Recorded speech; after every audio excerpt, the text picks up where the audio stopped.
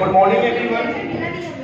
जैसे में कल हम लोग को दो टॉपिक मिला था, एक था साइकिल योजना और दूसरे थे पोशाक योजना। साइकिल योजना के बारे में यही है कि जो बच्चे 9th से 12th तक पढ़ रहे हैं और उनको परिस्थिति 75% उनको गवर्नमेंट की तरफ से 3000 रुपये साइकिल योजना के तहत दिया जाता है, ताकि वैसे बच्चे जो साइकिल के अभाव में स्कूल नहीं जा पा रहे हैं उनको सहायता मिल सके और साइकिल के माध्यम से अपनी क्लास को कंटिन्यू रह सके। दूसरी जो सरकार की स्कीम्स है वह स्कीम है पोशाक योजना। यह सरकार स्कूल में एक समानता लाने के लिए, ताकि जो कुछ की जो समानता है, जो अमीर और गरीब की जो समानता है उसको खत्म करने के लिए सरकार और सबको एक बीच समान भाव रखने के लिए अब पोशाक योजना लाई है, ताकि हमारे स्कूल के जो बालक है वहाँ एक ड्रेस में स्कूल में उपस्थित हो, ताकि उस तरह देखें अभी स्कूल यूनिफॉर्म में अच्छे लगेंगे। और जो हमारा एक और टॉपिक मिला था कि बच्चों का आंतरिक और बाह्य मूल्यांकन क्यों आवश्यक होता है, या फिर हमें क्यों बच्चों का मूल्यांकन करने चाहिए, इसके क्या लाभ होते हैं।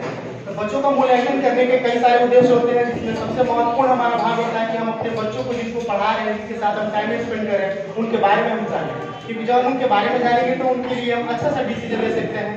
तो सबसे पहले हमारा ये होता है कि मूल्यांकन जब करते हैं तो हमें कई सारी चीजों के बारे में पता चल जाता है।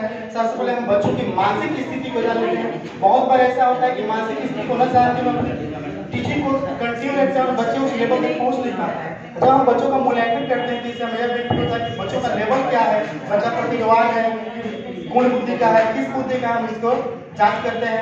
फिर इसका दूसरा फायदा यह होता है कि बच्चों की अभिरुचि किसमें है। बहुत सारे बच्चों के ऊपर अपनी पढ़ाई को थोप नहीं सकते हैं। बहुत सारे ऐसे बच्चे होते हैं जो इंट्रोवर्ट होते हैं, एक्सट्रोवर्ट होते हैं, कोई खेल में आगे होता है, कोई पढ़ाई लिखाई में आगे होता है। जब हम मूल्यांकन करते हैं तो इस डिसीजन पर पहुंचते हैं कि बच्चे की रुचि किस चीज में है, हम उसमें उसका विकास कर सकते हैं।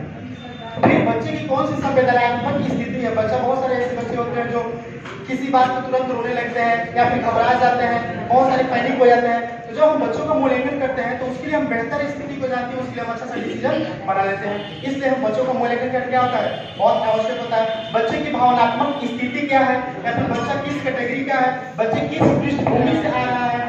बहुत सारे ऐसे चीजें कि बच्चे पढ़ने में तेज होते हैं, बट यदि उनका बैकग्राउंड सही नहीं है, यदि उनकी फ्रेंड सर्कल सही नहीं है, यदि उनका फैमिली माहौल सही नहीं है, या फिर आसपास की एनवायरनमेंट सही नहीं है, तो उस स्थिति में अच्छे बच्चे भी क्या होते हैं, बिगड़ जाते हैं। तो इन सभी बातों को ध्यान में रखते हुए हम बच्चों को मूल्यांकन करना बहुत आवश्यक होता है। Thank you.